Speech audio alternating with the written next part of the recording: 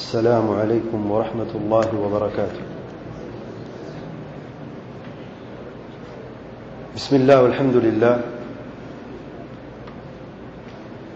والصلاة والسلام على رسول الله صلى الله عليه وعلى آله وصحبه ومن والاه. أما بعد، إرشاد باري تعالى: أعوذ بالله من الشيطان الرجيم. بسم الله الرحمن الرحيم. سبحان الذي أسرى بعبده ليلا من المسجد الحرام إلى المسجد الأقصى الذي باركنا حوله لنريه من آياتنا إنه هو السميع البصير. اور نبی رحمت صلی اللہ علیہ وآلہ وسلم فرماتے ہیں: إن الزمان قد استدار كهيئته يوم خلق السماوات والأرض السنة 12 شهرا منها 4 حرم 3 متواليات ذو القعدة وذو الحجة والمحرم ورجب مضر الذي بين جمادى وشعبان. متفق علیہ. آج خطبے کا موضوع ہے شب معراج اور رجب کے مہینے میں بعض بدعات کا بیان.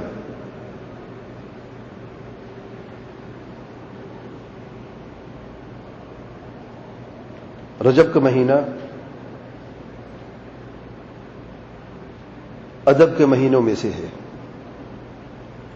الاشہر الحرم، ادب کے مہینے 4 ہیں. اللہ تعالیٰ فرماتے ہیں سورۃ التوبہ میں: ان عدۃ الشہور عند اللہ 12 شہرا فی کتاب اللہ یوم خلق السماوات والارض منها 4 حرم ذلك الدین القیم فلا تظلموا فیہن انفسکم. اللہ تعالیٰ کے ہاں مہینوں کی تعداد 12 ہے. جس دن سے زمین و آسمان کو پیدا کیا، ان 12 مہینوں میں سے 4 مہینے ادب والے مہینے ہیں، حرمت والے مہینے ہیں.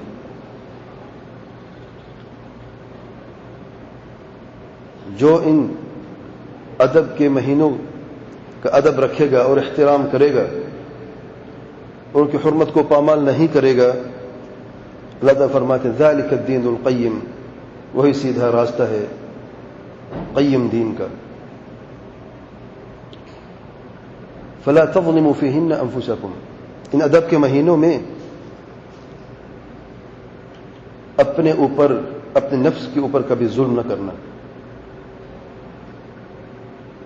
نافرمانی نہ کر بیٹھنا. اور یہ ادب کے مہینے 4 ہیں، جیسا کہ میں نے ابھی حدیث بیان کی ہے متفق علیہ سے بخاری مسلم کی روایت میں. اللہ تعالیٰ کے پیارے پیغمبر صلی اللہ علیہ وسلم فرماتے ہیں: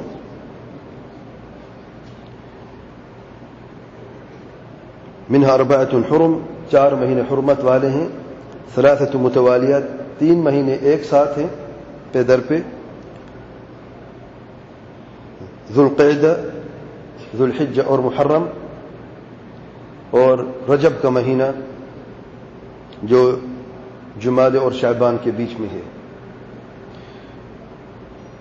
ان مہینوں کو حرمت والے مہینے کیوں کہا گیا؟ کہ ان مہینوں کو کوئی خاص فضیلت ہے؟ کیا رجب کے مہینے کی کوئی خاص فضیلت ہے؟ رجب کے مہینے کی یہی فضیلت ہے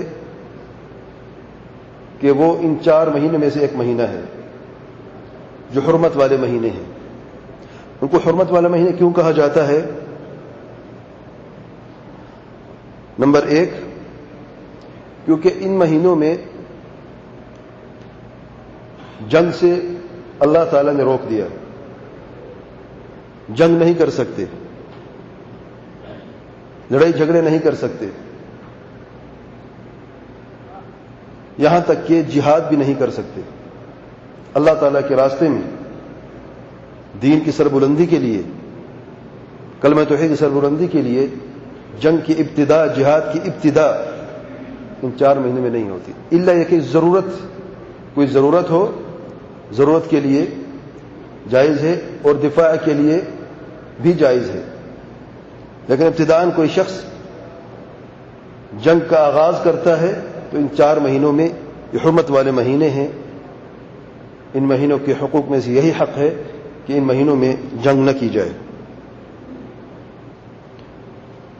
اور الا یہ کہ دشمن خود ابتدا کرے یا جنگ پہلے سے جاری ہو، یعنی جہاد پہلے سے جاری تھا اور جب کبھی نہ بیچ میں آ گیا تب جہاد نہیں روکا جاتا، یا کسی حرمت والے مہینے میں، ادب والے مہینے میں کوئی کافر کسی مسلمانوں پر حملہ کرتا ہے تو تب بھی اس کے جواب میں قتال کیا جاتا ہے.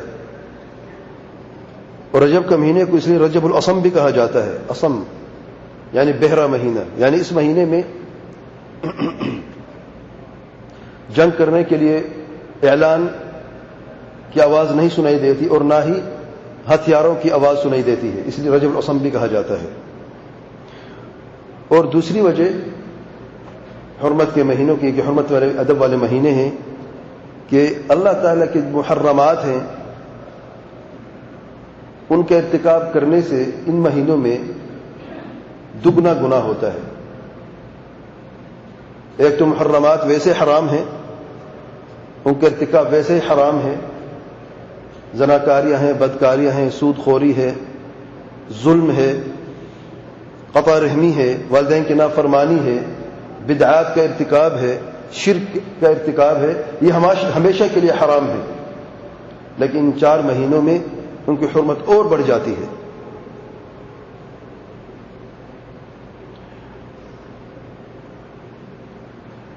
شب معراج کے تعلق سے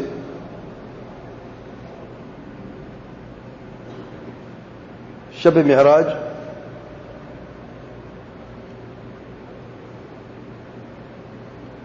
یہ وہ رات تھی جس رات میں اللہ تعالیٰ کے پیارے پیغمبر صلی اللہ علیہ وسلم کو ایک خاص طریقے کی سیر کرائی گئی. اللہ تعالیٰ نے اپنے پیارے پیغمبر صلی اللہ علیہ وسلم کو مکہ سے بیت المقدس کا سفر طے کرایا اور پھر بیت المقدس سے 7ویں آسمان تک، سدرۃ المنتہا تک، جو سب سے بلند ترین جگہ ہے.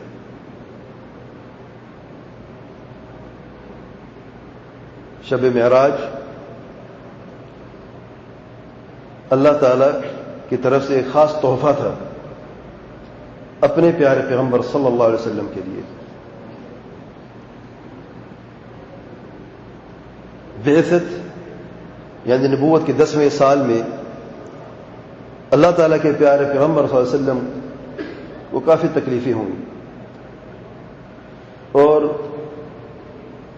بہت ہی مشکلات کا سامنا کرنا پڑا. اور اس 10ویں سال کو غم کا سال کہا جاتا ہے، تاریخ میں غم کا سال. غم کا سال اس لیے تھا کہ اس سال میں اللہ تعالیٰ کے پیارے پیغمبر صلی اللہ علیہ وسلم کی پیاری زوجہ ام المؤمنین سیدہ خدیجہ رضی اللہ عنہا کی وفات ہوئی، جو اللہ تعالیٰ کے پیارے پیغمبر صلی اللہ علیہ وسلم کی بہت مددگار تھی، بہت ساتھ دینے والی تھی. ہمیشہ سے اللہ تعالیٰ کے پیارے پیغمبر صلی اللہ علیہ وسلم کو ہر مشکل و ہر پریشانی میں ساتھ دینے والی، بہترین دوست اور ہمیشہ حوصلہ افزائی کرنے والی، ہمیشہ حق کو قبول کرنے والی، اور سب سے پہلی مسلمان علی الاطلاق مردوں اور عورتوں میں سے جب اللہ تعالیٰ کے پیارے پیغمبر صلی اللہ علیہ وسلم نے سب سے پہلی وحی سنی اور سب سے پہلی وحی نازل ہوئی اور اللہ تعالیٰ نے اپنے پیارے پیغمبر صلی اللہ علیہ وسلم محمد مصطفیٰ صلی اللہ علیہ وسلم کو نبی بنایا، تو یہ خبر لے کے سب سے پہلے سیدہ خدیجہ کی طرف جاتے ہیں. کافی پریشان ہوتے ہیں، ڈرے ہوئے ہوتے ہیں. سیدہ خدیجہ رضی اللہ تعالی عنہا نے اپنے خاوند کی اس وقت فوراً جو ہی اللہ کے پیارے پیغمبر صلی اللہ علیہ وسلم نے وہ وحی کے الفاظ سنائے، اقرأ بسم ربک الذی خلق خلق الانسان من علق اقرأ وربك الأكرم الذي علم بالقلم علم الإنسان ما لم يعلم. اللہ کے پیارے پیغمبر صلی اللہ علیہ وسلم کو اپنے ساتھ لے کے جاتی ہیں اپنے چچیرے بھائی کی طرف، ورقہ بن نوفل کی طرف. اہل کتاب کے علماء میں سے تھے، جاہلیت میں نصرانی بن چکے تھے، اور وہاں پر جب اللہ کے پیارے پیغمبر صلی اللہ علیہ وسلم خبر سناتے ہیں تو ورقہ بن نوفل کہتے ہیں، کافی عمر رسیدہ ہو جاتے ہیں، اور کہتے ہیں یہ وہی فرشتہ ہے جبریل علیہ السلام جو موسیٰ علیہ السلام پر نازل ہوتا تھا اور وحی لے کے آتا تھا. اور ایک روایت میں آیا ہے کہ آپ اللہ کے رسول ہیں، اللہ کے نبی ہیں، اور عن قریب آپ کی قوم آپ کو مکہ سے نکالنے والی ہے. سیدہ خدیجہ رضی اللہ عنہا نے جب یہ سنا فوراً ایمان لے کے آئیں. تو سب سے پہلی خاتون، مومنہ خاتون، دیکھیں سب سے پہلے اس امت میں سب سے پہلے مومن مرد نہیں عورت ہے، تو عورتوں کا بڑا کردار ہے گھروں کے اندر بچوں کی تربیت میں. ایمان یعنی اپنے گھر کو اگر ایمانی ماحول دینا چاہتی ہیں تو عورت ہی دے سکتی ہیں. مرد تو گھر کے باہر ہوتے ہیں، مرد نے صرف سپرویژن کرنی ہے، بہت کم وقت اپنے گھر والوں کو دیتے ہیں اپنے گھر کے اندر. اگر گھر کی عورت مومنہ عورت بن جائے واللہ پورا گھر جنت بن جاتا ہے. تو اللہ کے پیارے پیغمبر صلی اللہ علیہ وسلم کو ایک تو یہ غم تھا، پھر اسی سال میں اللہ تعالیٰ کے پیارے پیغمبر صلی اللہ علیہ وسلم کے دوسرے دوست جو اللہ کے پیارے پیغمبر صلی اللہ علیہ وسلم کی ہمیشہ مدد کرنے والے، ہمیشہ تائید کرنے والے، اگرچہ کفر کے راستے پر تھے لیکن ہمیشہ سے پیار محبت اور شفقت سے اور مدد سے اپنی قوم سے دشمنی موڑ لی. ابو طالب کی وفات بھی اسی سال میں ہوئی. تو اللہ کے پیارے پیغمبر صلی اللہ علیہ وسلم کافی پریشان تھے.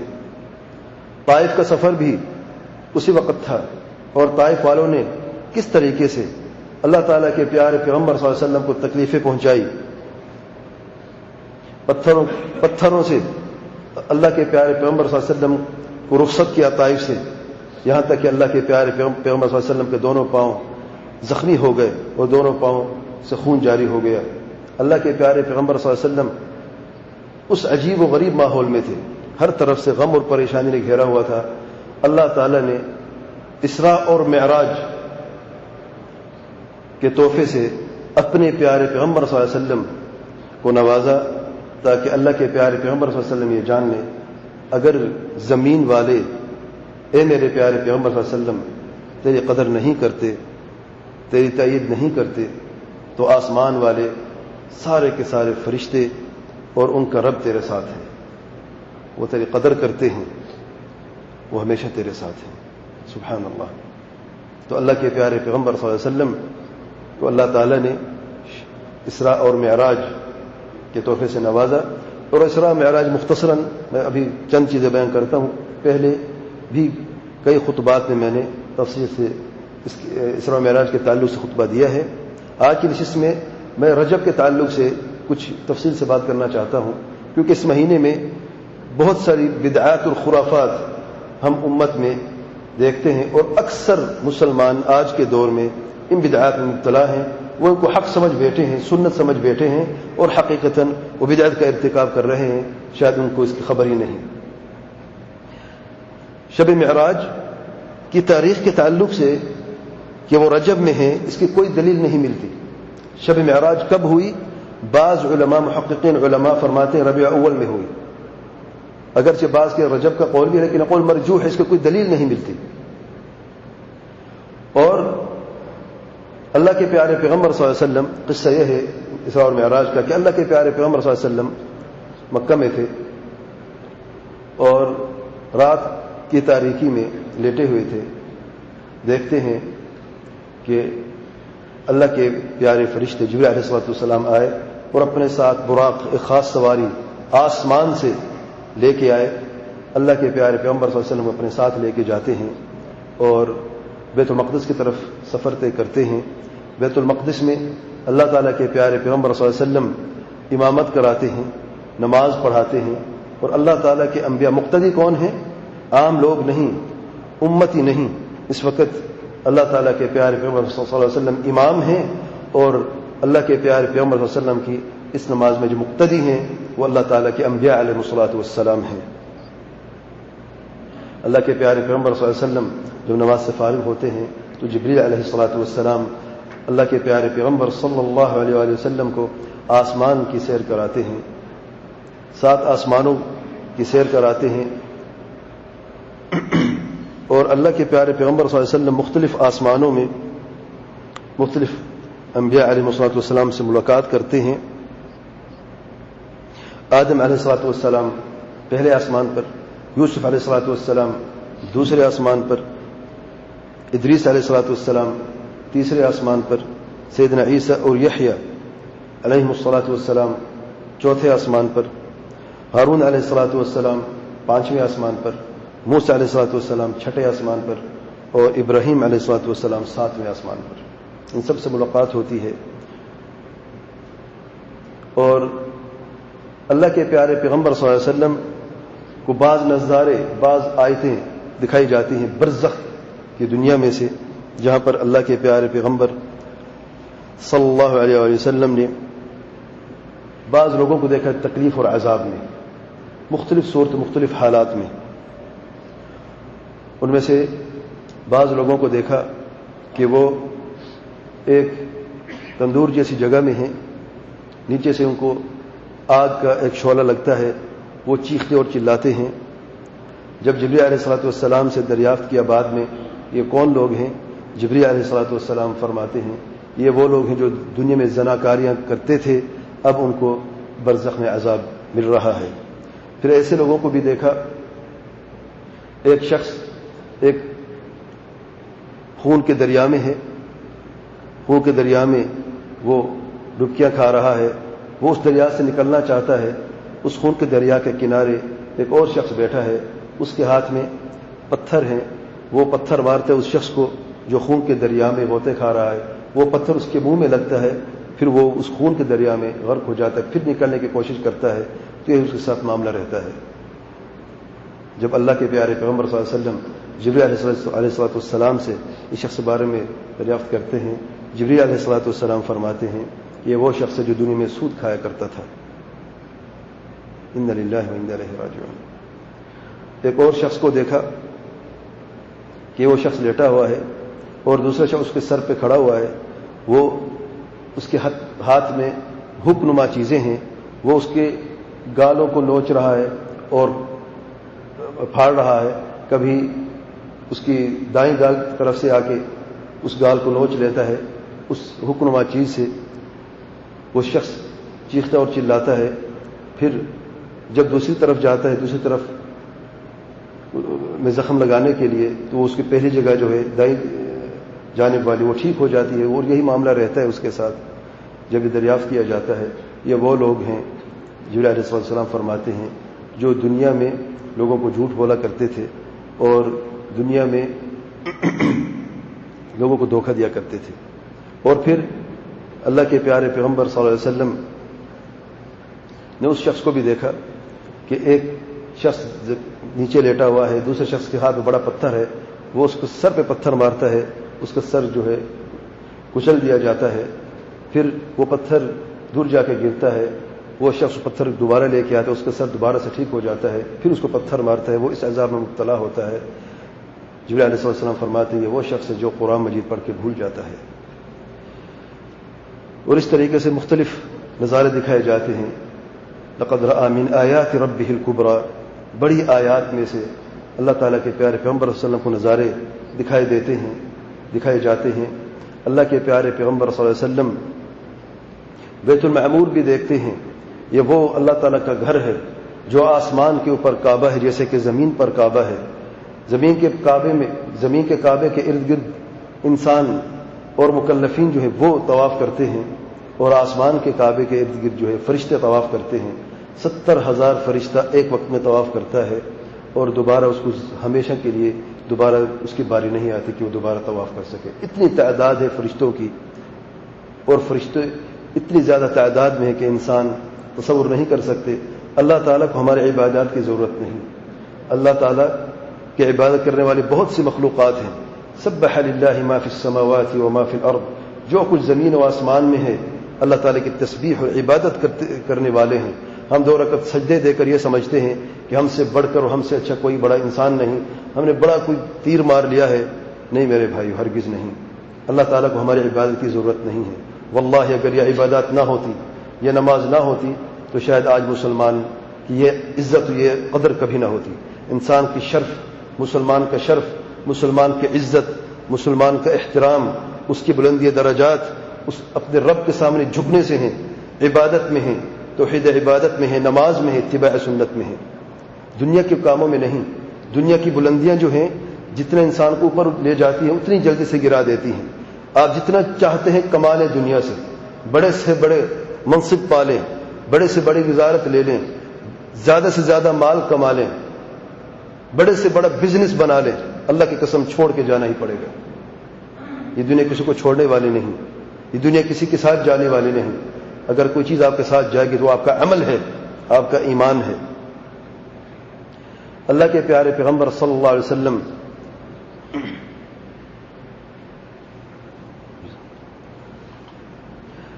سدرۃ المنتہا تک جاتے ہیں. سدرہ کہتے ہیں بیری کے درخت کو، ایک عجیب و غریب بیری کا درخت، دنیا کا نہیں ہے، اس زمین کا نہیں ہے، یہ آسمان کا ہے. اس کے پھل ایسے ہیں جیسے کہ مٹکے ہوں، بڑے خوبصورت، اور پتے ایسے جیسے کہ ہاتھی کے کان، اتنی بڑے اور خوبصورت. سدرۃ المنتہا تک جاتے ہیں، اللہ کے پیارے پیغمبر صلی اللہ علیہ وسلم پر نظر جھکا لیتے ہیں، اور جہاں تک دیکھنے کی اجازت تھی اس سے زیادہ ایک جھلک تک نہیں دیکھا. اسے کہتے ہیں عبودیت، بندگی، کہ جہاں تک اجازت ہے وہاں تک عبادت ہے. اجازت سے آگے عبادت کبھی ہو نہیں سکتی. لقد رأى من آیات ربه الکبریٰ. اللہ تعالیٰ نے اپنے پیارے پیغمبر صلی اللہ علیہ وسلم کو اس اسراء اور معراج کے تحفے کے ساتھ ایک اور اس سے بڑھ کر تحفہ دیا. یہ رات تو گزر جائے گی اور گزر بھی گئی، لیکن یہ ایسا عجیب و غریب تحفہ تھا جو تا قیامت رہنے والا ہے. اور اس تحفے سے بلندی درجات اور اللہ تعالیٰ سے گفتگو کا امکان ہوتا ہے. اور یہ تحفہ تھا نماز. اللہ تعالیٰ نے اپنے پیارے پیغمبر صلی اللہ علیہ وسلم کو 50 نمازیں تحفے میں دی. 50.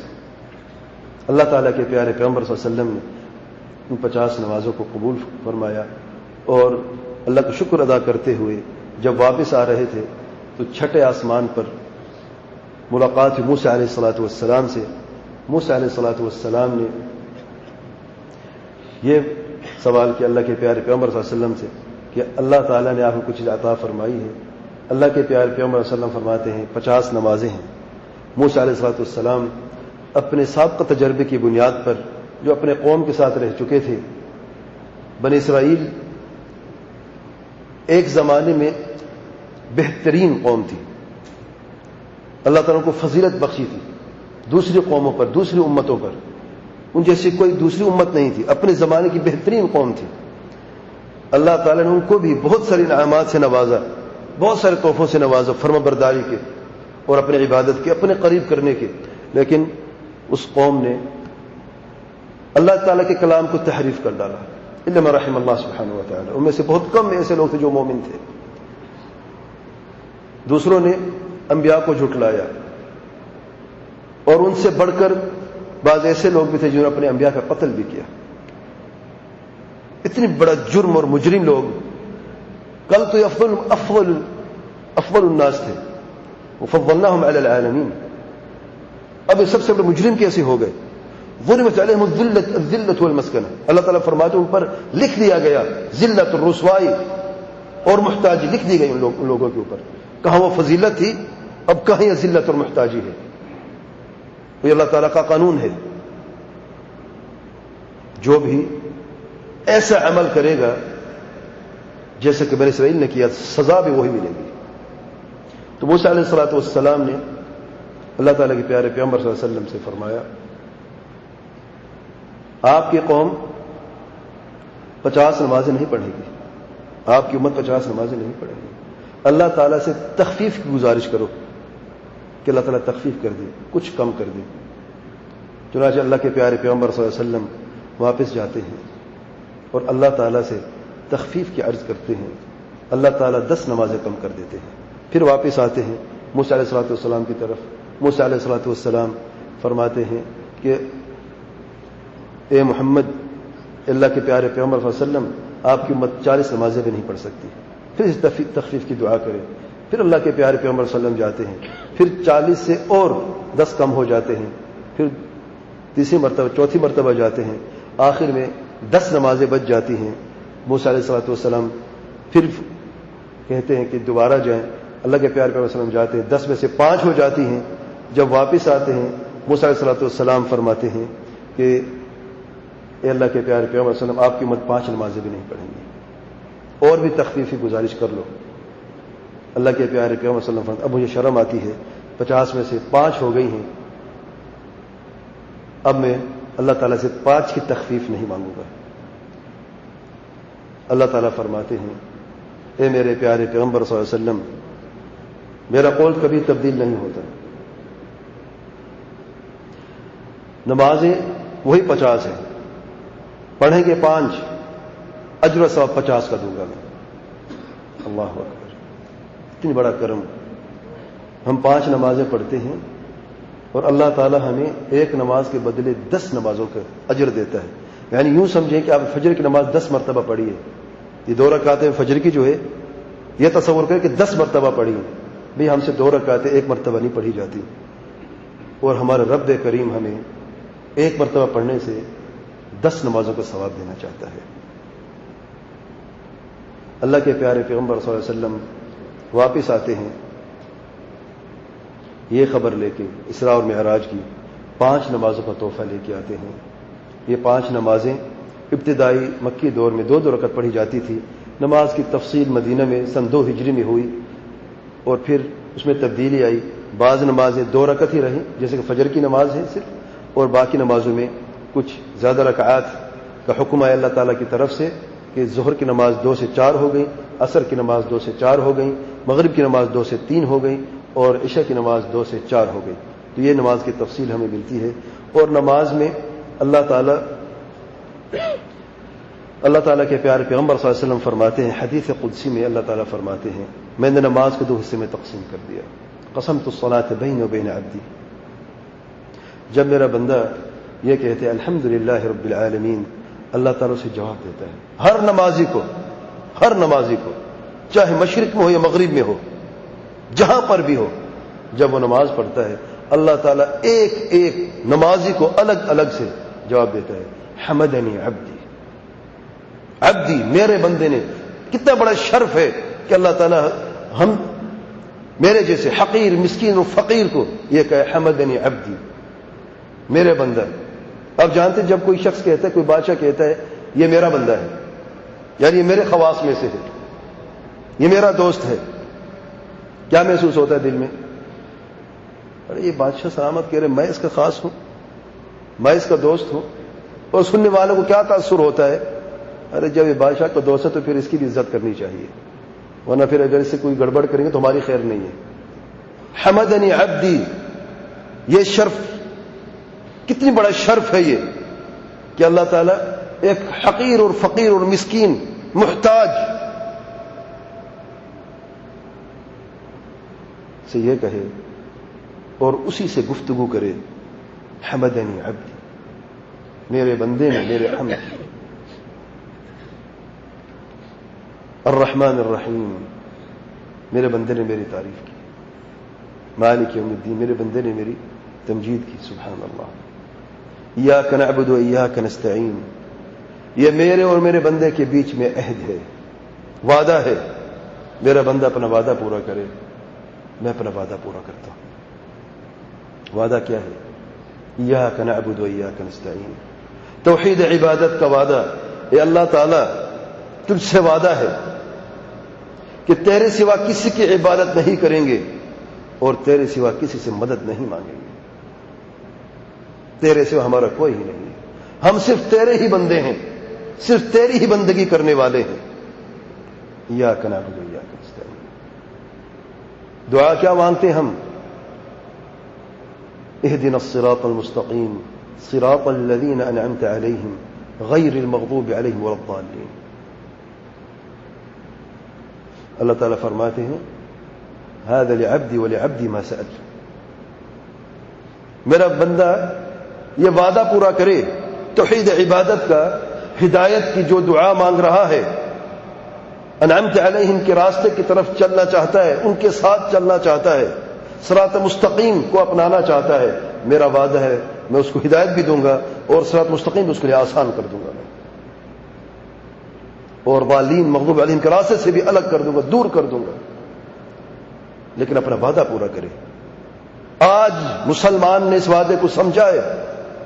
کیا آج کے مسلمان نے اس وعدے کو پورا کیا ہے؟ ایاک نعبد و ایاک نستعین کو سمجھا ہے؟ وہ عبادت کرتا ہے تو کس کی کرتا ہے؟ اپنے رب کی کرتا ہے تو کسی اور کو شامل کیوں کر دیتا ہے؟ علم رحم اللہ سبحانہ و تعالی. وہ جب مدد مانگتا ہے تو کسے پکارتا ہے؟ نصارہ تو پکارتے ہیں عیسیٰ علیہ الصلوۃ والسلام کو، کیونکہ وہ ہے ہی نصارہ، کافر ہیں. لقد كفر الذين قالوا ان الله ثالث ثلاثه، لقد كفر الذين قالوا ان الله عيسى ابن مريم. سبحان اللہ. اللہ فرماتے تو کافر ہیں. وہ تو مدد مانگ سکتے ہیں غیر اللہ سے، اگرچہ نبی کیوں نہ ہو اللہ تعالیٰ کا. کون ہے عیسیٰ علیہ الصلوۃ والسلام؟ اللہ تعالیٰ کے نبی ہیں، پیارے نبی ہیں، اولو العزم میں سے ہیں. اس کے باوجود اللہ تعالیٰ فرماتے وہ کافر ہیں. نبی کو پکارنے والا تو کافر ہے، اور ولی کو پکارنے والا مومن ہے، موحد ہے. سبحان اللہ. پھر قصور کیا تھا ابو جہل ابو لہب کا؟ وہ بھی تو لات العزہ کو پکارتے تھے. لات کون تھا؟ سید عبداللہ بن عباس رضی اللہ عنہما سورۃ النجم کی تفسیر آیت نمبر 19 میں صحیح بخاری کی روایت میں فرماتے ہیں لات ایک نیک اور صالح بزرگ تھا جو حاجیوں کو ستو پلایا کرتا تھا، حاجیوں کی خدمت کرتا تھا. لات تو نیک اور صالح بزرگ تھا. جب مر گیا اس کا بت بنا لیا اس کی یادگار میں. اسلام نے کیوں منع کیا تصویر بنانے سے؟ کیونکہ بعض علماء اچھا کام کرتے ہیں، دل کو پیارے لگتے ہیں، مر جاتے ہیں، تصویریں باقی رہتی ہیں، لوگوں کا سر جھک جاتا ہے ان کی عظمت کے سامنے، پھر ان کو سجدہ بھی ہوتا ہے، پھر شرک بھی ہوتا ہے. تو ابو جہل کا جو قصور تھا، کیونکہ اس نے لات کو پکارا ہے جو نیک و صالح بزرگ تھا، تو پھر آج عبد القادر جیلانی کو پکارنے والے کو کیا جرم ہے؟ وہ بھی تو بھی ٹھیک ہے. اگر ابو جہل برا تھا تو یہ بھی برے ہیں. اگر یہ اچھے ہیں اور عبد القادر جیلانی کو پکارنا توحید ہے، اللہ تعالیٰ کے نیک بزرگ ہیں، اللہ تعالیٰ کے ساتھ جوڑنے والے ہیں، ہم بدکار ہیں، ہماری دعائیں ہمارے سر کے اوپر تک، ہمارے کانوں سے اوپر تک نہیں جاتی، یہ اللہ کے اولیاء ہیں جو ہماری دعاؤں کو پہنچاتے ہیں اللہ تعالیٰ کی طرف. اگر یہ ہے توحید تو پھر ابو جہل بھی تو موحد تھا نا. وہ پتھر تو ایک نمونہ تھا، وہ تراشو پتھر تھا، اور آج یہ قبر وثن جو ہے بغیر تراشو پتھر. فرق کیا ہے؟ یہ قبر بھی ایک نمونہ ہے، ایک علامت ہے کہ یہاں پر ایک بزرگ ہے. اس زمانے وہ پتھر ایک علامت تھی کہ یہاں پر بھی ایک بزرگ ہوا کرتا تھا.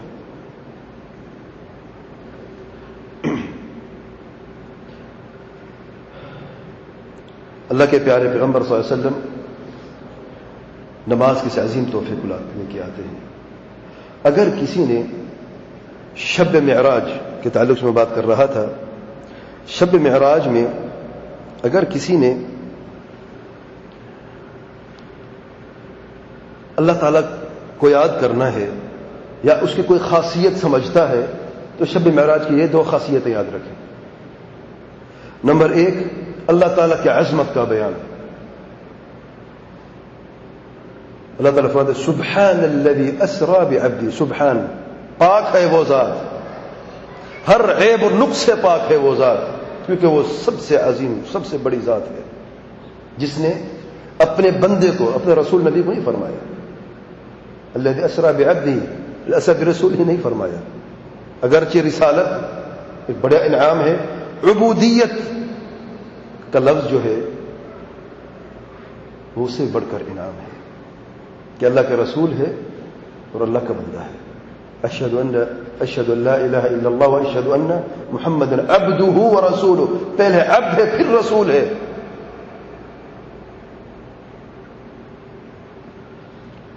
پاک ہے وہ ذات، ہر عیب و نقص سے پاک ہے، جس نے اپنے بندے کو سحر کرائی، رات کو مسجد حرام سے لے کر مسجد اقصی تک،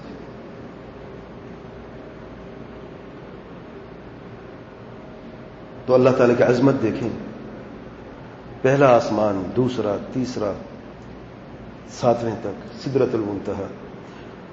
یہ چمکتا ہوا سورج، ہم ابھی باہر جاتے ہیں یا ابھی ہم گرمی سے آئے ہیں تو ہمیں معلوم ہو جاتا ہے یہ کتنی بڑی مخلوق ہے اللہ تعالیٰ کی۔ ہم 2 منٹ دھوپ کے اوپر بغیر جوتے کے کھڑے نہیں ہو سکتے،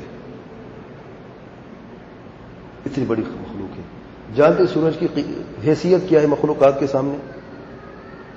یہ ہمارا جو پورا سولر سسٹم ہے نا، یہ ایک چمکتا ہوا تارا ہے۔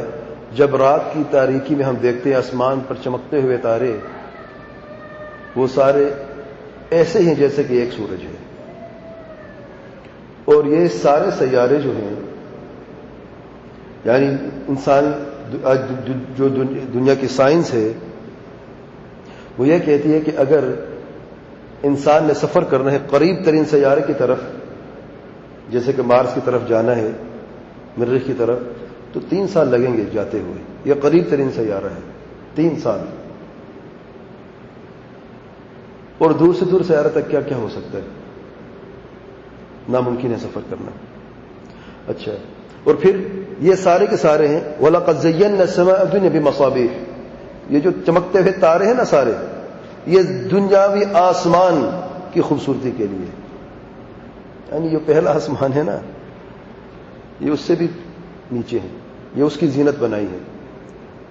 اس پہلے آسمان کے بعد کیا ہے، پھر دوسرے، پہلے اور دوسرے کے بیچ میں آپ جانتے ہیں جو فاصلہ ہے کتنا ہے؟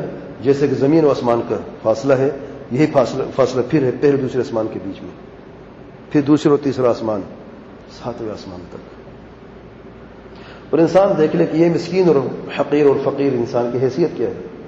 سورج کی حیثیت تو یہ ہے، پھر زمین کی حیثیت دیکھیں، سورج نے پوری زمین، پہاڑوں والی زمین، سمندر دریاؤں والی زمین دیکھے حیثیت کے، پھر انسان اپنی حیثیت دیکھے کہ انسان کیا ہے۔ اس کے باوجود بھی اللہ تعالی ہر بندے کے لیے خاص مدد، ہر بندے کو خاص مدد کرتا ہے جو اپنے رب کو پکارتا ہے۔ اللہ تعالیٰ فرماتے ہیں فإنی قریب وإذا سألك عبادی عنی فإنی قریب، میں قریب ہوں۔ سبحان اللہ، ایاک نعبد وایاک نستعین کا وعدہ یہ انسان پورا کرے، اللہ تعالیٰ ہدایت کا اور جنت کا وعدہ پورا کرتا ہے۔ پہلی بات اللہ کی عظمت سمجھ لیں، اور جب اللہ کی عظمت آپ کو سمجھ آتی ہے تو پھر آپ کو دائیں بائیں جانب دیکھنا نہیں پڑنے کی ضرورت پڑتی، دائیں بائیں دیکھنے کی ضرورت نہیں پڑے گی، کیونکہ جو مختار کل ہے، جو رب ہے، جو سب سے بڑا ہے، جو سب سے عظیم ہے، جب وہ میرے ساتھ ہے، جب وہ میری مدد کرنے والا ہے، جب وہ میرے قریب ہے، تو پھر میں کسی ولی، کسی نبی، کسی فرشتے کی طرف کیوں دیکھوں؟ ان کو کیوں پکاروں میں؟ کیا ان میں سے کسی نے زمین کو پیدا کیا یا آسمان کو پیدا کیا؟ مجھے کس نے پیدا کیا؟ کائنات کو کس نے پیدا کیا؟ جس نے پیدا کیا اسی کا حق ہے عبادت کا۔ اور دوسری چیز جو شب معراج میں اگر ہم نے کوئی چیز سیکھنی ہے، اس کے اہتمام کرنا ہے، میرے بھائی نماز ہے۔ 5 فرض نمازیں ہیں۔ اگر آپ اتنی ہی شب معراج سے محبت ہے اور آپ اتنی اس کی بڑی فضیلت سمجھتے ہیں تو پھر نماز کا اہتمام کریں، 5 وقت نمازی بن جائیں، اور یہ ثابت کریں عمل سے، زبان سے نہیں، بدعات اور خرافات سے نہیں، زبان سے آپ ثابت کریں کہ میں اللہ تعالیٰ کا فرما بردار ہوں اور واقعی ہی مجھے شب معراج سے محبت ہے، کیونکہ یہ وہ فضیلت والی رات ہے جس میں اللہ تعالیٰ نے ہمیں نماز کے تحفے سے نوازا ہے۔ اور تیسری بات، اگر ہم نے کوئی سبق سیکھنا ہے یا ہم نے کچھ رات کی فضیلت کو سمجھنا ہے، میرے بھائی زناکاری سے دور ہو جاؤ، سود خوری سے دور ہو جاؤ، بدکاریوں سے، نافرمانیوں سے، ظلم سے۔ فلا تظلموا فیہن انفسکم، ان 4 حرمت والے مہینوں میں، ادب والے مہینوں میں اپنے نفس پر ظلم نہ کرو، اپنے رب کی نافرمانی نہ کرو۔ اور سب سے بڑا ظلم ہے ان الشرک لظلم عظیم، شرک سب سے بڑا ظلم ہے۔ اللہ کے لیے شرک سے توبہ کرو، اللہ تعالیٰ کی نافرمانی سے توبہ کرو، اور توبہ کے دروازے میرے بھائیوں واللہ کھلے ہیں۔ اس سے پہلے کہ موت آ جائے اور سوائے حسرت کے کچھ باقی نہ رہے، ابھی وقت ہے توبہ کا، توبہ کر لیں۔ رجب کے تعلق کی بدعات کے تعلق سے پہلی بدعت تو یہ شب معراج میں جشن منانا، شب معراج کے لیے خاص نمازوں کا اہتمام کرنا۔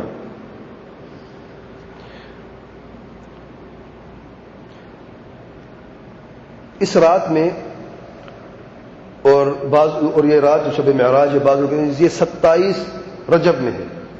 میں نے ابھی پہلے عرض کر چکا ہوں میں کہ مہینے کے تعلق سے اختلاف ہے، پتہ نہیں تھا کہ مہینہ کون سا ہے۔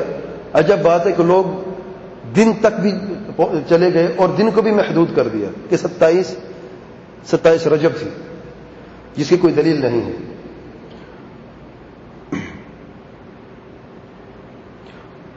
اس میں خاص نماز کا اہتمام کیا جاتا ہے۔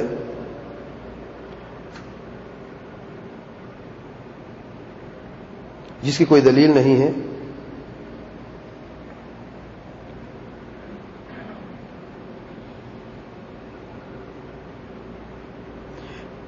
جو روایت اس تعلق سے بیان کی جاتی ہے، جو اللہ کے پیارے پیغمبر صلی اللہ علیہ وسلم کی طرف منسوب ہے، ایک روایت میں آیا ہے کہ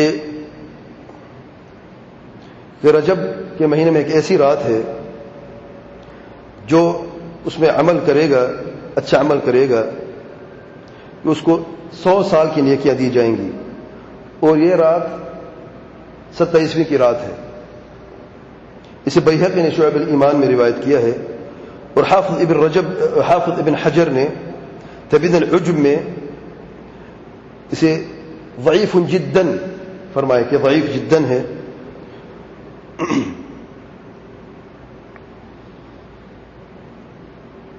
اور مولا علی قاری نے بھی یہ فرمایا کہ یہ ضعیف جدا ہے۔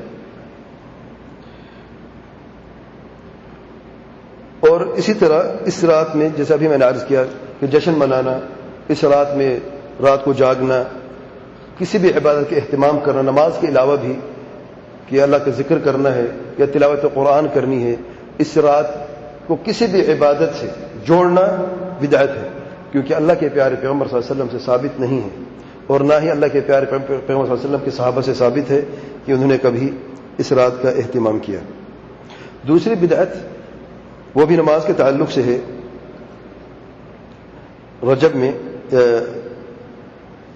صلاۃ الرغائب کے نام سے کہ 12 رکعت پہلا جمعہ، رجب کا پہلا جمعہ کہ مغرب کی نماز کے بعد 12 رکعت سنتیں پڑھی جاتی ہیں، جس میں یعنی 2 رکعت ہوتی ہیں، اور ہر رکعت میں سورہ فاتحہ کے بعد سورۃ القدر ان انزلنا فی لیلۃ القدر 3 مرتبہ پڑھنی ہے، اور سورۃ الاخلاص قل هو اللہ احد 12 مرتبہ پڑھنی ہے، اور جب نماز سے فارغ ہو جائے تو 70 مرتبہ درود پڑھنا ہے۔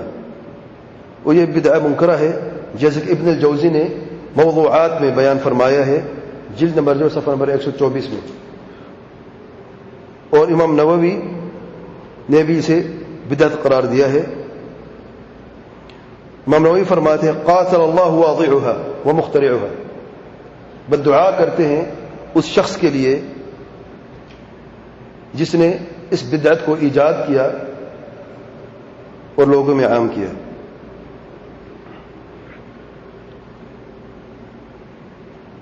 اور امام خطابی فرماتے ہیں حدیث صلاۃ الرغائب، اس نماز کو صلاۃ الرغائب کہا جاتا ہے عربی میں، امام خطابی فرماتے ہیں حدیث صلاۃ الرغائب جمع من الكذب والزور غیر قلیل، یہ سوائے جھوٹ کے کچھ بھی نہیں ہے۔ اور ایک اور نماز ہے جو 15 رجب کو خاص 15 رجب کی رات میں خاص کی جاتی ہے، اور امام ابن الجوزی جو ہے موضوعات میں یہ فرماتے ہیں کہ یہ بھی موضوعات میں سے ہے، اس کی کوئی دلیل نہیں ہے۔ نماز کے علاوہ جو دوسری بدعت کی جاتی ہے رجب میں عام طور پہ کہ رجب کے مہینے میں روزے رکھنا، یہ روزوں کا خاص اہتمام کرنا۔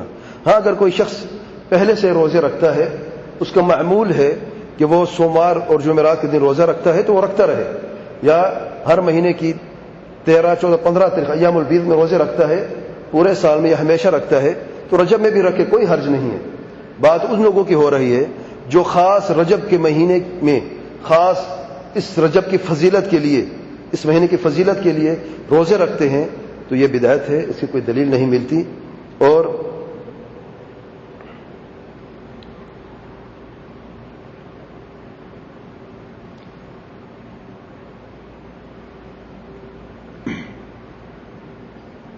جو روایت پیش کی جاتی ہے کہ جنت میں رجب کے مہینے میں ایک ایسی نہر جاری کی جاتی ہے جس کا پانی جو ہے وہ برف سے بھی زیادہ سفید اور ٹھنڈا ہے اور شہد سے بھی زیادہ میٹھا ہے، جس نے رجب کے مہینے میں ایک روزہ رکھا اللہ تعالیٰ اس شخص کو اس پانی میں سے ضرور پلائے گا۔ ابن الجوزی اور امام ابن ذہبی فرماتے ہیں، امام ذہبی فرماتے یہ باطل روایت ہے، اور ابن الجوزی فرماتے یہ واہیات اور موضوعات میں سے ہیں۔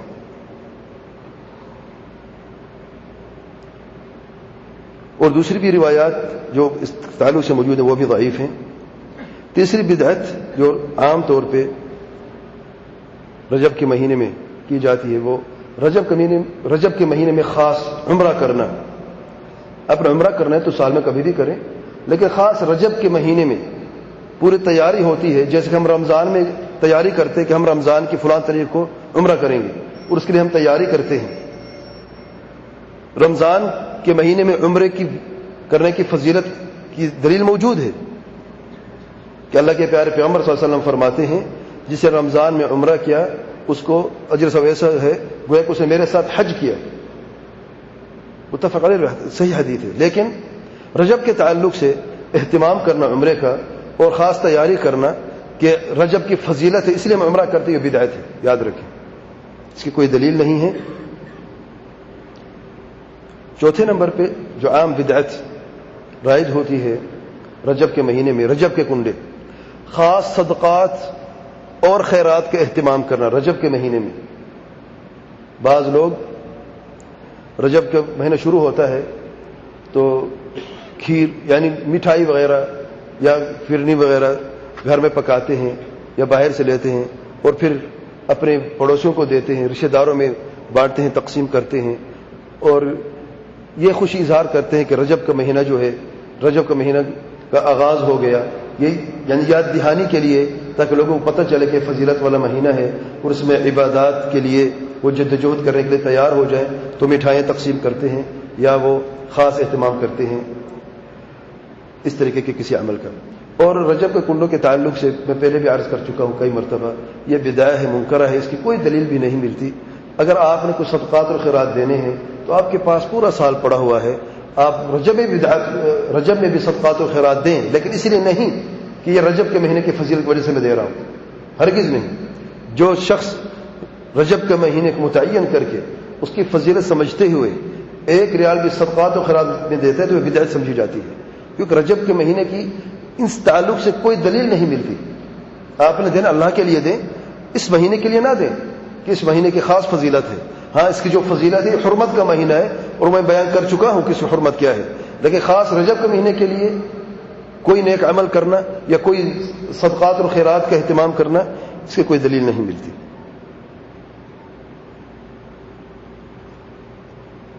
مختصر میں عرض کرتا ہوں, اس کے علاوہ بعض لوگوں کی اپنی اپنی بدعات اور خرافات ہوتی ہیں. میرے پاس وقت ختم ہو گیا ہے, لیکن میں اب ایک کلیہ بتا دوں. حافظ ابن حجر رحمۃ اللہ علیہ فرماتے ہیں, وہ حافظ ابن حجر رحمۃ اللہ علیہ العسقلانی اس فتح الباری کے مصنف ہیں, جو صحیح بخاری کی یعنی عمدہ اور بہترین تشریح سمجھی جاتی ہے.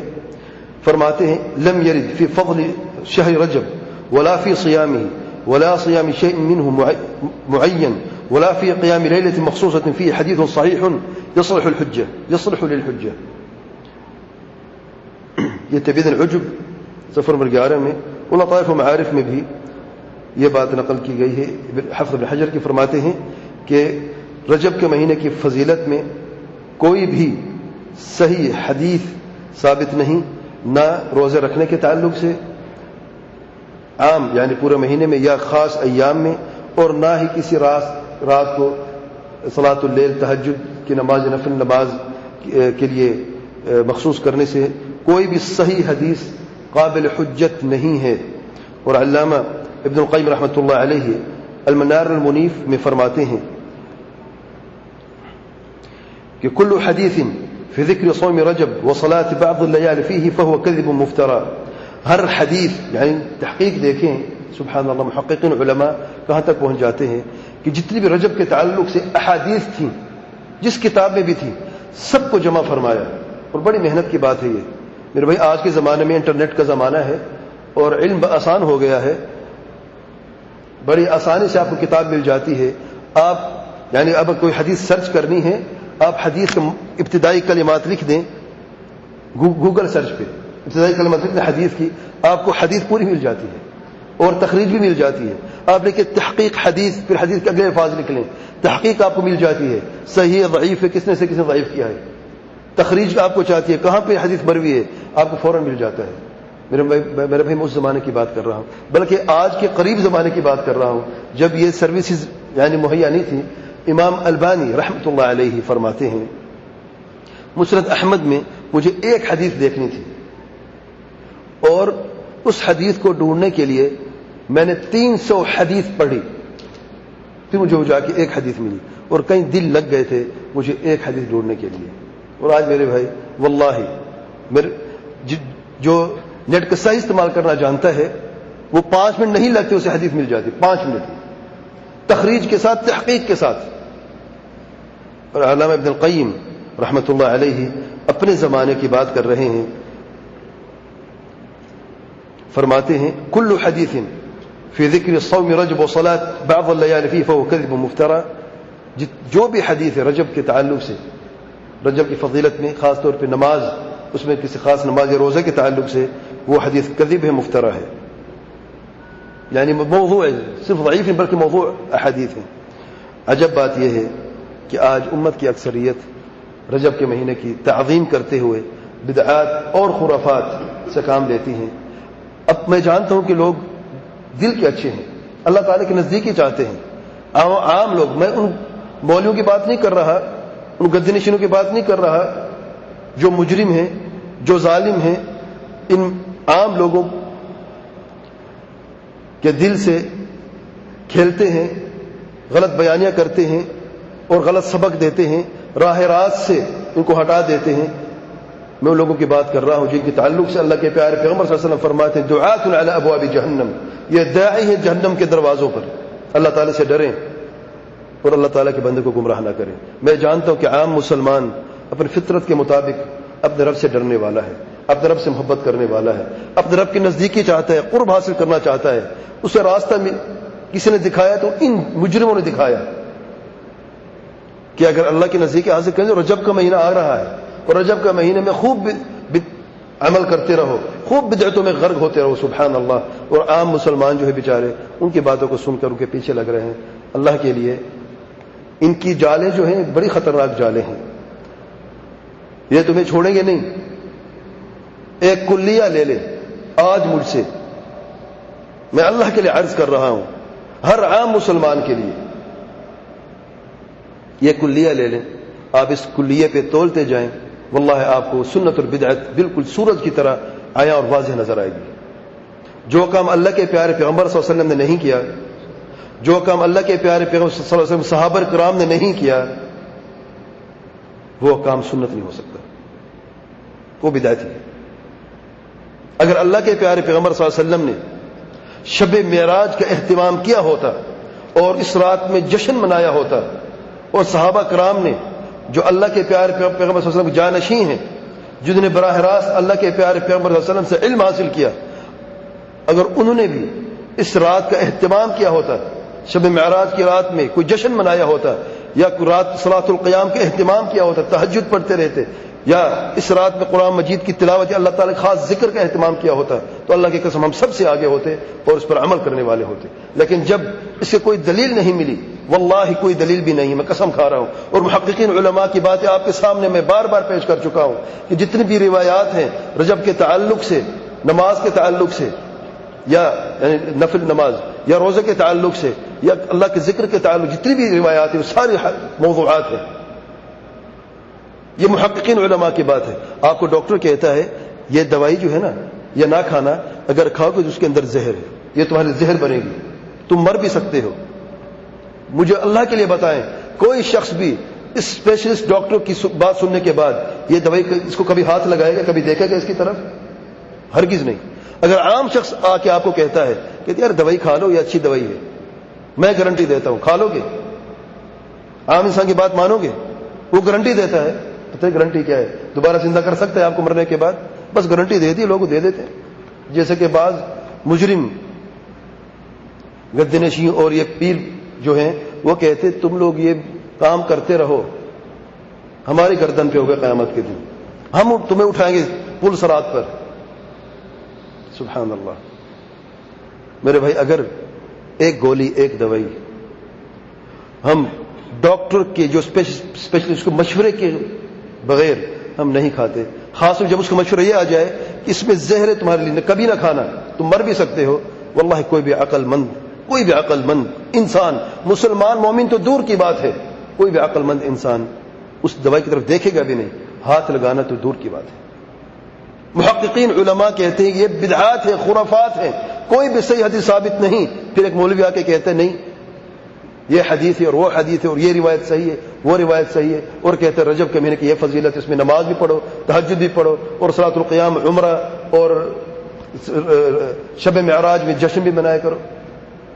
میرے بھائی، اگر وہاں پہ جان کا خطرہ ہے نا، ڈرتے ہو کہ گولی کھانے سے موت بھی ہو سکتی، تو میرے بھائی یہاں پہ ایمان کا خطرہ ہے، اور ایمان جو ہے وہ جان سے زیادہ قیمتی ہے، یاد رکھیں۔ یہ جان تو ہم اسی دنیا میں چھوڑ کے ہی جائیں گے، یہ جان تو ہماری اپنی نہیں ہے، اور واللہ یہ ساتھ نہیں جائے گی ہمارے ساتھ اگر جائے گا، یہ جسم جائے گا ہمارے ساتھ، یہ کبھی ہوگا؟ یہ کیڑے کھا جائیں گے، ساتھ جائے گا تو ایمان ہی جائے گا، عمل ہی جائے گا۔ تو اس لیے مومن کے ایمان کا یہ تقاضا ہے کہ اپنے ایمان کو محفوظ رکھے، اپنے ایمان کو سمجھے اور مضبوطی سے تھامے رکھے۔ واللہ بڑا خیر ہے کہ اللہ تعالیٰ نے ہم سب کو اس پاک جگہ پہ جمع کیا ہے، اور یہ کوئی کوئنسیڈنس نہیں ہے، کوئی انڈیا کے کسی کونے میں تھا، کوئی بنگلہ دیش کسی کونے، کوئی پاکستان کے کسی گاؤں یا کونے میں تھا، اللہ تعالیٰ نے خاص واللہ اللہ تعالیٰ کا اختیار ہے، چناؤ ہے کہ اسے خاص اٹھا کے اپنے گھر کے پڑوسی بنا دیا۔ کتنے لوگ جو تمنا کرتے ہیں کہ ایک مرتبہ اپنے رب کے گھر کے دیدار کریں، اللہ تعالیٰ کے گھر کا دیدار کریں، لیکن ان کو میسر نہیں ہوتا۔ لاکھوں لوگ لاکھوں روپے خرچ کرنے کے لیے تیار ہیں، لیکن ان کو موقع نہیں ملتا، نصیب ہی نہیں ہے۔ میرے بھائی، اللہ تعالیٰ نے ہمارے اوپر یہ خاص انعام اور احسان، ہمیں اس بڑی نعمت سے نوازا ہے کہ ہم اس توحید کے ملک میں رہتے ہیں، سنت کے ملک میں رہتے ہیں۔ یہاں پر دعوت اور تبلیغ قرآن اور سنت و سلف صالحین کے منہج کے مطابق ہوتی ہے۔ قال اللہ وقال رسول اللہ صلی اللہ علیہ وسلم کے فرمان کی بنیاد پر فتاوے دیے جاتے ہیں، صحابہ کرام و سلف صالحین کے راستے کی طرف بلایا جاتا ہے لوگوں کو۔ یہ قیمتی چانس ہے، واللہ یہ قیمتی موقع اگر ہاتھ سے چھوٹ گیا شاید دوبارہ سے یہ موقع نہ ملے۔ اس لیے میں یہ عرض کرتا ہوں کہ اپنے قیمتی وقت میں سے تھوڑا سا وقت نکال کے علم حاصل کریں. یہ دنیا تو ہم کماتے رہیں گے, دنیا ہماری جان نہیں چھوڑے گی. میں جانتا ہوں ہم سب یہاں پہ روزگار کی تلاش میں نکلے ہیں. اللہ تعالیٰ نے یہ چاہے کہ روزگار بھی تمہیں دوں گا اور تمہیں توحید اور سنت بھی دوں گا میں, لیکن روزگار ہم چاہتے ہیں, شاید توحید سنت کا علم ہم نہیں چاہتے, اس لیے ہم پیچھے ہیں. یاد رکھیں, روزگار ہم ساتھ لے جائیں یا نہ لے جائیں, جو ہم کما رہے ہیں پیچھے چھوڑ کے ہی جائیں گے, لیکن ایمان, علم نافع, عمل صالح یہ ہمارے ساتھ جائے گا. واللہ اعلم. سبحانک اللہم وبحمدک, اشہد ان لا الہ الا انت, استغفرک واتوب الیک.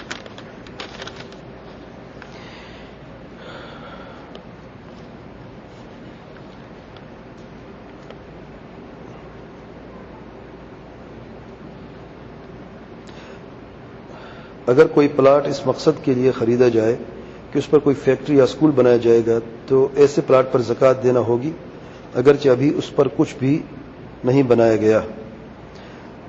دیکھیں, جو پلاٹ بزنس کے مقصد کے لیے خریدا جاتا ہے اس پلاٹ پہ زکوٰۃ واجب ہوتی ہے, لیکن کب؟ یہاں پر لکھا ہے اس پر بھی کچھ بنایا نہیں گیا. اگر کچھ بھی نہیں بنایا, ضروری نہیں کہ آپ نے بلڈنگ تعمیر کرنی ہے, اگر کچھ نہیں بنایا, آپ کی نیت یہ تھی کہ یہاں پر میں نے فیکٹری بنانی ہے اس پلاٹ کے اوپر, تو اس کی قیمت پر جب 1 سال گزر جائے اور اس کی قیمت جو نصاب سے زیادہ ہو, وہ غالباً زیادہ ہی ہوگی, معروف آج کل قیمتیں پلاٹوں کے بہت زیادہ ہیں, تو ہر سال جو ہے آپ پر زکوٰۃ لازم ہے, اس کی زکوٰۃ آپ کو دینی پڑے گی. ہاں, اگر آپ نے یہ پلاٹ اپنے گھر کی تعمیر کے لیے خریدا ہے تو اس پر کوئی زکوٰۃ نہیں, یا آپ نے پلاٹ خریدا ہے کہ مجھے پتہ نہیں ہے, شک ہے, میں گھر اس میں تعمیر کرتا ہوں یا تجارت کرتا ہوں یا فیکٹری تعمیر کرتا ہوں یا کچھ بھی کرتا ہوں, تب اس پر زکوٰۃ نہیں ہے. لیکن اگر نیت آپ نے متعین کر لی ہے یہ پلاٹ فیکٹری بنانے کے لیے ہے, تب اس پر زکوٰۃ واجب ہو جاتی ہے. کیا بیوٹی پارلر کا کاروبار سنت کے مطابق جائز ہے؟ بیوٹی پارلر کا کاروبار اگر سنت کے مطابق ہے تو ٹھیک ہے, لیکن سنت کے مطابق کیسے ہوگا مجھے پتہ نہیں. بیوٹی پارلر کماتی ہے یعنی الٹے سیدھے کاموں سے, الا من رحم اللہ سبحانہ و تعالی, کیونکہ عام میک اپ تو عورت گھر میں کر لیتی ہے. باقی آئی بروز کو جو ہے بھویں کو تراشنا یا کاٹنا یہی کام ہوتا ہے عام طور پہ, وہ حرام ہے. اللہ کے پیارے پیغمبر صلی اللہ علیہ وسلم نے لعنت فرمائی ہے, لعنت بھیجی ایسی عورتوں پر. تو اگر کوئی سنت کے مطابق ہے تو مجھے تفصیل بتائیں کیا سنت کے مطابق ہے, تاکہ میں بتاؤں کہ یہ سنت کے مطابق ہے یا نہیں. واللہ اعلم.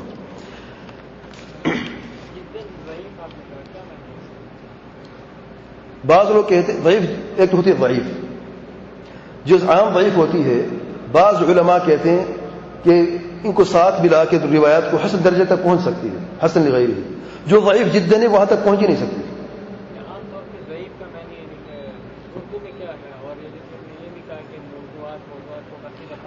یہ مصطلح حدیث کا علم ہے, ہر مسلمان کو چاہیے کہ یہ بھی سمجھے کہ ان حدیث حسن ہے, حدیث صحیح ہے, حدیث ضعیف ہے, اس کی تفصیل.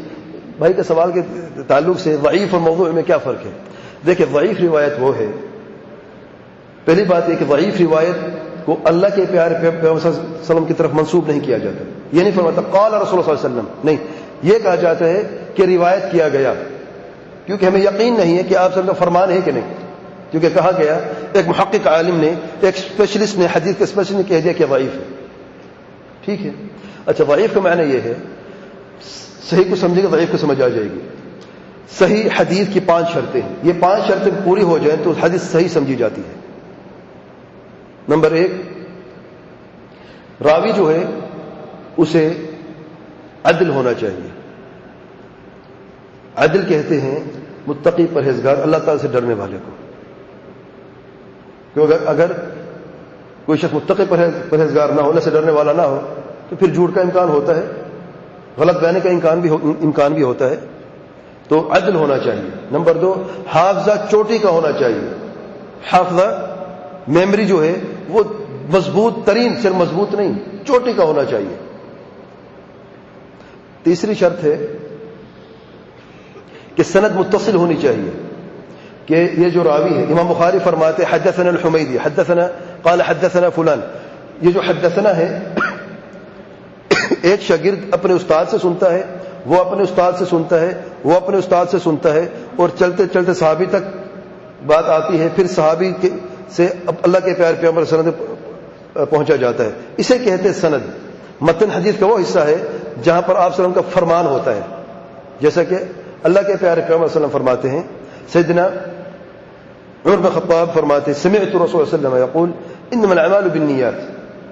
سیدنا عمر بن خطاب فرماتے ہیں کہ میں نے اللہ کے پیارے پیغمبر صلی اللہ علیہ وسلم کو فرماتے ہوئے سنا کہ عمل کو دار نیتوں پر ہے. تو یہاں پر انما الاعمال بالنیات کی متن ہے، آپ صلی اللہ علیہ وسلم کا فرمان ہے. اور یہ جو پیچھے سیدنا عمر بن خطاب اور اس سے پہلے جو راوی ہیں امام بخاری تک، یہ ساری سند سمجھی جاتی ہے. سند متصل ہونا کا معنی یہ ہے کہ استاد براہ راست شاگرد براہ راست استاد سے بیان کر رہا ہو. اگر استاد اور شاگرد کے بیچ میں کوئی رشتہ نہیں ہے یا انقطاع ہے کہ امام بخاری ایسے شخص سے روایت کہتے فلان سے میں نے سنا جو یا فلان نے روایت کیا جو اس سے 100 سال پہلے مر چکا ہو، تو پھر کیسے ممکن انہوں نے سنا ہوا دیکھا ہو؟ اچھا بیچ میں پھر کس سے سنا ہے؟ کوئی اور شخص تو ہوگا نا. تو یہ منقطع سند سمجھی جاتی ہے. اور اس لیے یہ جو سند کا اتصال ہے یہ بھی شرط ہے کہ کس نے کس سے سنا، تاکہ ہمیں پتہ چلے یہ سننے والا کون ہے اور آگے بیان کرنے والا کون ہے. چوتھی شرط ہے اس میں کوئی علت نہ ہو، کوئی خرابی نہ ہو متن میں بھی اور سند میں بھی. اور پانچویں شرط ہے شاذ نہ ہو. اگر یہ سند بالکل ٹھیک ہے، سند میں راوی جو ہے عدل ہے اور حافظہ بھی چوٹی کا ہے اور سند میں متصل ہے، کوئی علت بھی نہیں ہے، تو اس کا مطلب یہ سندن صحیح روایت ہے. لیکن دوسری روایت ہمیں دیکھی کسی اور کتاب یا کسی اور جگہ پہ اسی کتاب میں جو اس سے ٹکراتی ہے اس روایت سے. اب دو روایات ہیں آپس میں ٹکرا رہی ہیں. ہمارا ایمان ہے کہ اللہ کے پیارے پیغمبر صلی اللہ علیہ وسلم پر وحی نازل ہوتی ہے اور کیونکہ وحی اللہ تعالیٰ کی طرف سے ہوتی ہے، ٹکراؤ نہیں ہوتا، تضاد نہیں ہو سکتا، کبھی کانٹرڈکشن نہیں ہو سکتی.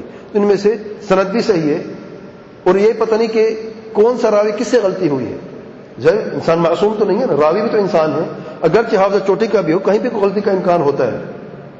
جب یہ دو روایت ٹکرا رہی ہوں ہم کہتے ہیں یہ جو روایت جس میں زیادہ راوی ہیں اس کی بھی شرطیں ہیں. اگر یہاں پر ایک راوی ہے اور یہاں پر 3 راوی ہیں، یہ بھی ثقہ ہے یہ 3 بھی ثقات ہیں، دونوں جو ہیں روایت ٹکرا رہی ہیں، تو پھر ایک سے بڑھ کر یہ 3 زیادہ ثقات ہیں، یہ زیادہ قوی سمجھی جاتی ہے. اسے محفوظ کہا جاتا ہے اور اسے شاذ کہا جاتا ہے، اور شاذ روایت ضعیف روایت ہوتی ہے. اب یہ 5 شرطیں اگر ان میں سے کوئی شرط بھی نہ ہو تو حدیث ضعیف سمجھی جاتی ہے. اور اگر یہ ضعف بڑھتا جائے، جیسا کہ مثال ایک راوی کذاب ہے، یہ موضوع روایت ہے، من گھڑت روایت ہے، یعنی اللہ کے پیارے پیغمبر صلی اللہ علیہ وسلم فرمان ہو ہی نہیں سکتا. لیکن اگر کسی کا حافظہ کمزور ہے، راوی ہے ثقہ، راوی ہے تو عدل لیکن ثقہ نہیں. ثقہ کے لیے 2 شرطیں. اب کہتے ہیں فلان ثقہ ہے یعنی وہ عدل ہے اور تام الضبط ہے، یعنی متقی پرہیزگار ہے اور اس کے ساتھ ساتھ اس کا حافظہ بھی چوٹی کا ہے، اسے ثقہ کہتے ہیں. ٹھیک ہے. اگر کسی کا حافظہ کمزور ہو لیکن وہ عدل ضرور ہے، اللہ تعالیٰ سے ڈرنے والا متقی پرہیزگار ضرور ہے، لیکن حافظہ کمزور ہے اور وہ روایت پیش کرتا ہے، تو محدثین کہتے ہیں یہ راوی ضعیف ہے کیونکہ اس کا حافظہ ضعیف ہے، حافظہ کمزور ہے. اور ضعیف کہتے ہیں کمزور روایت کو، یہ روایت کمزور ہے اور یہ اللہ کے پیارے پیغمبر صلی اللہ علیہ وسلم کا فرمان نہیں ہے، تو یہ ضعیف ہے. بعض اوقات ضعف یہ روایت ضعیف ہے، اس میں ایک کمزور حافظے کا راوی ہے، یہ روایت ضعیف ہے، اس میں پتہ نہیں ایک شخص راوی جو مجہول ہے، ہم نہیں جانتے کون ہے. تیسری روایت موضوع ایک ہی ہے، متن ایک ہی ہے، متن موضوع ایک ہی ہے، لیکن ایک روایت میں ایک راوی کا حافظہ کمزور ہے، دوسرے مجہول ہے، تیسرے انقطاع ہے، یعنی استاد شاگرد کے بیچ میں جو ایک درمیان والا ایک شخص ہے وہ ہم نہیں جانتے کون ہے. یعنی ایک شخص بیان کر رہا ہے اپنے استاد کے استاد کی بات، بیچ میں 2 لوگ ہیں، وہ اس سے ملاقات بھی نہیں ہے، اس کو جانتے بھی نہیں، اس زمانے کا بھی نہیں ہے، ان کے بیچ میں 100 سال کا فاصلہ ہے، تو انقطاع ہے. یہ 3 روایات ہیں. ایک میں ایک غلطی ہے، یعنی ایک مسئلہ ہے، ایک دوسری میں تیسری. اگر ہم تینوں کو ملا دیں تو یہ تینوں جو ہیں جب مل جاتی ہیں تو ایک دوسرے کی کمزوری کو مضبوط کر دیتی ہیں. اسے کہتے ہیں حسن لغیرہ، یعنی جو راوی یہاں پر جس کا حافظہ کمزور تھا، اس روایت میں کوئی حافظہ کمزور راوی نہیں ہے، سب کے حافظے چوٹی کے ہیں، لیکن ایک مجہول راوی ہے. جو یہاں پر مجہول تھا وہ اس کمزور حافظہ روایت میں معلوم ہو گیا کون ہے. وہ جہاں پر انقطاع تھا کہ پتہ نہیں تھا کون تھا، ان دونوں میں اس کا نام موجود ہے. تو جب تینوں کو ملا لیا ہم لوگوں نے, مضبوط ہوئی کہ نہیں؟ اسے کہتے ہیں حسن غیر صحیح حدیث سمجھی جاتی ہے. الگ الگ ضعیف ہے, سب کو ملا کے صحیح ہے, اسے کہتے صحیح صحیح غیر ہی. مثال کے طور پہ آپ کے پاس 3 لکڑیاں ہیں, ایک لکڑی اوپر سے ٹوٹی ہوئی ہے, ایک درمیان سے, ایک نیچے سے. یہ 3 لکڑیاں ہیں. یہ لکڑی جو ہے یہاں سے ٹوٹی ہوئی, دوسری درمیان سے, تیسری نیچے سے. الگ الگ دیکھیں تو اس کا کوئی فائدہ نہیں. تینوں کو جوڑ لیں تو تینوں جو ہیں ایک دوسرے کمزوری کو پورا کر لیتی ہیں. اس کا عام مثال جو لوگ پہاڑوں پر لیتے ہیں نا, جانتے ہیں وہ برج کیسے بناتے ہیں؟ اس پہاڑ سے اس پہاڑ تک جانے کے لیے لکڑیاں دیکھتے ہیں. بعض وہ لکڑیاں سب برابر تو نہیں ہوتی, تو کیا کرتے ہیں, مثال 3 لکڑیاں ہیں لمبی, ایک اوپر سے ٹوٹی, ایک درمیان سے, ایک نیچے سے. جب تینوں کو باندھ لیتے ہیں مضبوط ہو جاتی ہیں کہ نہیں؟ تو پھر یہ ایک پل برج بن سکتی ہے کہ نہیں؟ بن سکتی ہے. تو یہ طریقہ ہے ضعیف حدیث کو حسن. دیکھیں علم الحدیث ایک خاص علم ہے, لوگوں نے اپنی زندگی اس پہ لگا دی ہے, وقف کر دی ہے زندگی. امام بخاری کا ہم نام لیتے ہیں, 16 سال میں صحیح بخاری لکھی, 16 سالوں میں. ہم نے 16 سالوں میں کیا کیا ہے؟ ہم نے 16 گھنٹوں میں دین کے لیے کیا کیا ہے؟ ہم 16 منٹ دین کے لیے کیا کرتے ہیں؟ 16 سال آدھی زندگی ہے. تو انہوں نے وقف کیا ہے. ہمیں ابھی جو میں نے تھوڑی سی مختصر سی ایک یہاں پہ بات آپ کے سامنے صحیح حدیث کے بیان کی ہے, کتنا مشکل ہے اس مسئلے کو سمجھنا. 10 منٹ لگے ہوں گے, اور لوگوں نے اس کو سمجھانے کے لیے زندگی وقف کر دی تھی. 10 سال لگے تھے سمجھانے کے لیے. سبحان اللہ, واللہ اعلم.